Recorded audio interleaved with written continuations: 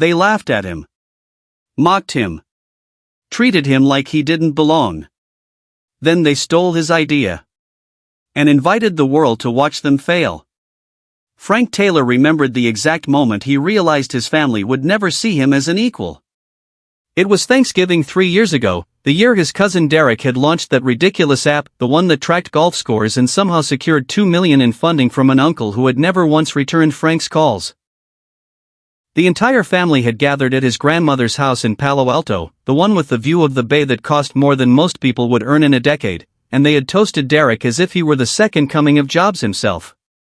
Frank had sat at the children's table. At 34. He was used to it by then.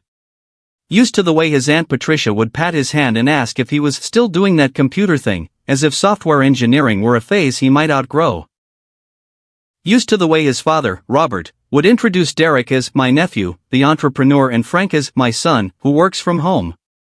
Used to the silence that followed when he tried to explain his project, the algorithm he'd spent 3 years developing, the one that could predict supply chain disruptions weeks before they happened, the one that could save manufacturing companies millions. That sounds complicated, his mother had said, the same way she might comment on a recipe she didn't intend to try. It's actually quite elegant, Frank had started, pulling out his phone to show them the prototype. Derek had leaned over his shoulder, breath smelling of his third glass of scotch, and laughed. Dude, nobody cares about supply chains. That's like the most boring thing you could possibly build. You need something sexy. Something people can understand. The table had laughed. Even Frank's father had chuckled, shaking his head in that way that meant he was embarrassed but didn't want to say so. Frank had put his phone away. He had eaten his turkey and listened to Derek explain his vision for the 15th time, how he was going to disrupt the leisure sports industry, how he had product market fit because his college roommate's father knew a guy who knew a guy at Andreessen Horowitz. He had nodded in the right places and asked the questions they expected him to ask, and he had driven home to his apartment in San Jose, the one he could barely afford despite his senior engineering role at a Fortune 500 company, and he had stared at his ceiling until 3 in the morning, wondering what it would take for them to see him. He should have known then. Should have recognized that the people who dismiss you in private will destroy you in public if given the chance. But hope is a stubborn thing. It persists even when experience teaches you better. 6 months later, Frank finally got his meeting. Not with venture capitalists, he had tried that route, had been told his pitch was too technical, his market too niche, his background too corporate for the startup world they wanted to bet on. No, this meeting was with family. His uncle Richard, the one who had funded Derek's golf app, had heard through the grapevine that Frank was working on something interesting and wanted to see a demonstration. Frank had prepared for weeks. He had refined his presentation, translated the technical complexity into business impact, created projections that conservative accountants would approve. He had walked into his uncle's home office, the one with the signed Warriors jerseys and the photograph of Richard with the governor. And he had laid everything bare. The algorithm. The prototype. The market analysis. The 5-year roadmap. Richard had listened with that expression Frank knew well, the one that looked like attention but was actually waiting for a pause to interrupt. When Frank finished, his uncle had steepled his fingers and leaned back in his leather chair.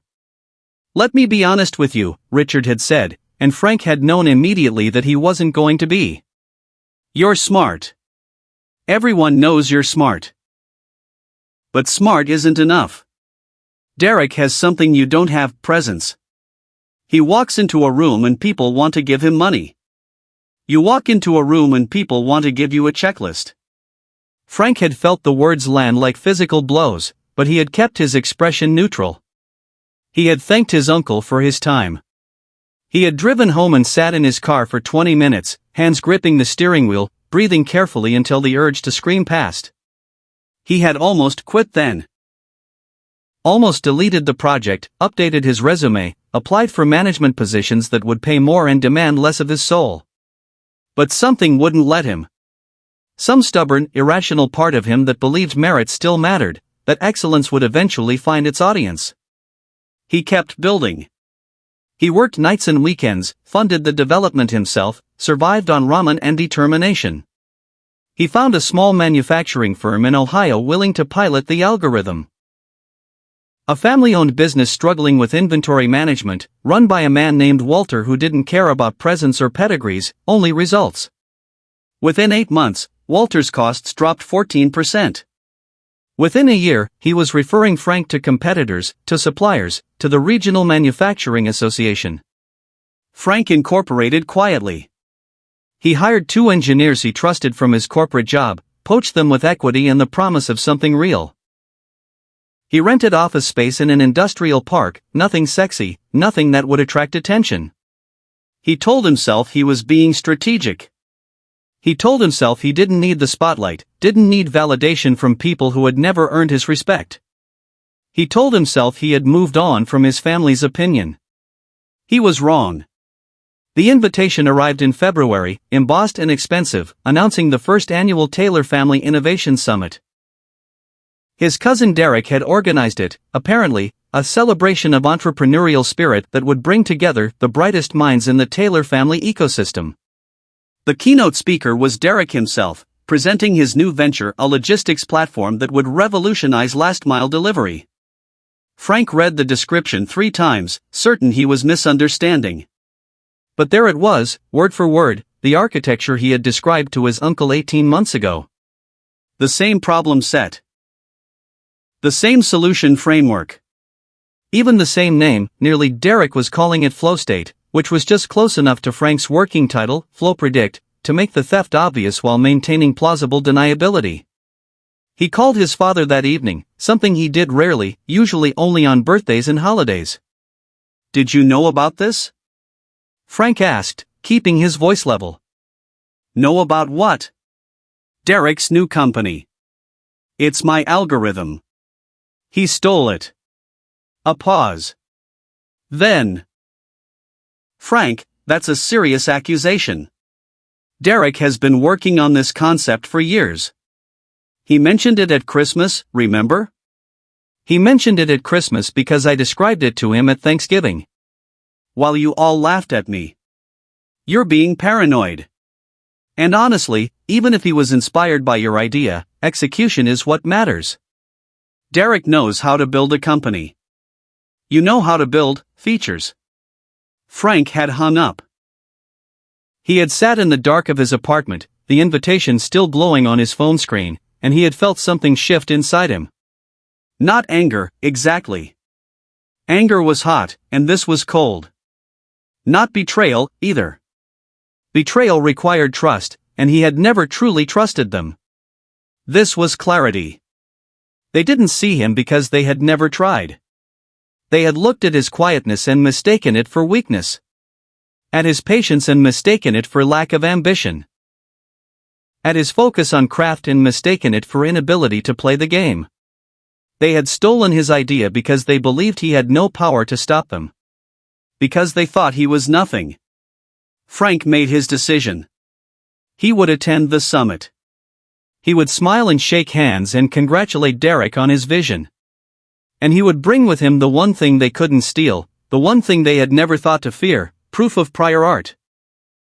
The summit was held at a conference center in San Francisco, all glass and reclaimed wood and the kind of minimalist design that cost millions to achieve.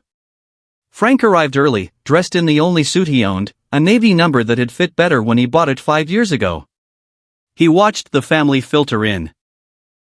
His Aunt Patricia in designer casual, his Uncle Richard with the entourage of assistants that followed him everywhere, his father Robert trying and failing to look comfortable among people who had out-earned him decades ago. And Derek. Derek in a tailored blazer and designer jeans, with the tan of someone who traveled for leisure and the smile of someone who had never been told no. He spotted Frank near the coffee station and crossed the room with arms open, as if they were old friends rather than relatives who had never shared a genuine conversation. "'Cause you made it. I wasn't sure you'd want to come, given how busy you must be with." Derek gestured vaguely, unable to recall what Frank actually did. "Given how busy I am with my company?" Frank supplied. "I wouldn't miss this. I'm excited to see what you've built." Derek's smile flickered, just for a moment, something uncertain passing behind his eyes. But he recovered quickly, clapping Frank on the shoulder with too much force. That's the spirit. Always good to support family, right? Even when you're not quite at our level yet. The morning sessions passed in a blur of self-congratulation. Derek's co-founder, a woman named Sierra with a pedigree from Stanford and McKinsey, presented market analyses that Frank recognized as slightly modified versions of his own research. Their CTO, a programmer named Chad who kept referencing his hacker house in the mission, walked through technical specifications that were ambitious, vague, and fundamentally unworkable. Frank took notes. He asked polite questions that exposed gaps in their reasoning. He watched Derek's confidence waver with each interaction, watched him pull Sierra aside for increasingly urgent huddles during the breaks. Lunch was a catered affair, family-style seating that placed Frank at the far end of the table, between a second cousin who sold real estate in Sacramento and his grandmother's caregiver who had been invited for reasons no one could explain. He listened to his uncle Richard toast Derek's visionary leadership, listened to his father add his voice to the chorus of praise, listened to the way they talked about flow state as if it were already successful, already proven, already the next unicorn. He said nothing. He ate his salad and waited. The afternoon session was the main event. Derek's keynote, titled Predicting the Future, How AI is Transforming Global Logistics. The room filled with not just family now, but investors, journalists, potential clients, the ecosystem Derek had been cultivating for months, the network Frank had never been able to access. Derek took the stage with the ease of someone who had been born to perform. He told a story about frustration with late deliveries, about the inefficiency of modern supply chains, about the moment of inspiration that led to Flow State's founding. He never mentioned Frank. Never mentioned the Thanksgiving conversation, the uncles meeting, the algorithm that had been developed over years of lonely work. Instead, he clicked to his first slide, the architecture diagram. Frank's architecture diagram, copied nearly line for line. This, Derek said, gesturing to the screen with a laser pointer, is the engine that powers our prediction model. Proprietary technology, developed entirely in-house, that gives us accuracy rates no competitor can match. Frank waited for the applause to subside. He waited for Derek to move to the next slide, the one showing projected growth, the one with the hockey stick chart that investors loved. He waited until Derek was fully committed, fully exposed, fully invested in the performance. Then he stood. "Excuse me," Frank said, his voice carrying clearly in the sudden silence. "I have a question about that architecture." Derek's smile tightened. "Of course, cuz. But maybe save technical questions for the Q&A? I want to keep the momentum going for." "It's a simple question," Frank interrupted, and something in his tone made the room go quiet. "The third module in your diagram. The one handling Bayesian variable selection. Can you explain how it handles multicollinearity in high-dimensional feature spaces?" Derek blinked. "I'm not sure I follow." "Our proprietary algorithms." "Because I can explain it," Frank continued, walking toward the stage. "I can explain it because I wrote it. 3 years ago. Before you knew what Bayesian inference was." He reached the front of the room now, all eyes on him, the family frozen in various postures of confusion and concern. He pulled a folder from his briefcase, not a binder, just a simple folder, worn at the edges from handling. "This is the original documentation, dated and notarized. Patent application submitted 18 months before FlowState was incorporated. Source code repositories with timestamps going back 3 years." He turned to face the audience, the investors and journalists who were suddenly very interested in this unexpected drama. "What Derek is presenting as his proprietary technology is my work. Stolen from a presentation I gave to my uncle Richard in this very city, 18 months ago." Derek laughed, too loud, too fast. "This is ridiculous. Frank has always been jealous of my success. He's trying to sabotage my launch because he couldn't build something himself." "Build something myself?" Frank allowed himself a small smile. "Like Walter Manufacturing in Ohio? Like the 17 companies currently using my algorithm under license? Like the Series A I closed last month, quietly, without family money, without fanfare?" He clicked his own remote. The screen behind Derek flickered, changed, displayed a website, FlowPredict Incorporated client testimonials. Case studies. Revenue numbers that dwarfed Derek's projections. I didn't come here to claim your idea, Derek. You already took care of that. I came here to show you what it looks like when someone actually builds it. The room erupted. Derek was shouting now, Sierra trying to pull him off stage, Chad the CTO already packing his bag. Frank's uncle Richard stood frozen, his face the color of old ash. His father was staring at him with an expression Frank couldn't read, shock, perhaps, or the first flicker of recognition. But Frank wasn't finished. He turned to the audience, the investors who had been ready to write checks moments before. FlowState's technology is stolen. Their projections are based on my client data, obtained without permission. Their proprietary algorithms are copy-pasted from my repositories, with the comments still intact. He clicked again. The screen showed side-by-side code comparisons. Derek's proprietary module next to Frank's original, identical down to the variable names. I could sue. I probably will. But that's not why I'm here. He looked at his family now, at the faces that had dismissed him for decades. I'm here because you invited me to watch you fail. And I didn't want to miss it. He walked off stage, through the crowd that parted for him like water, past his father who reached out a hand and let it fall, past his grandmother's caregiver who was the only one smiling. He collected his coat from the check station and stepped into the San Francisco afternoon, the fog rolling in off the bay, the city indifferent to his victory. His phone buzzed as he reached his car. Journalists wanting comment. Investors wanting meetings. His lawyer, warning him about the defamation suit Derek would inevitably file. He ignored them all. He drove to his office, the one in the industrial park, the one with the view of the freeway instead of the bay. He sat at his desk and looked at the algorithm still running on his monitor, the one that had predicted this moment weeks ago, not the specifics, but the pattern. The inevitable collision of arrogance and competence. They didn't lose because he attacked them. They lost because they thought he was nothing. And nothing, it turned out, was exactly what they had built.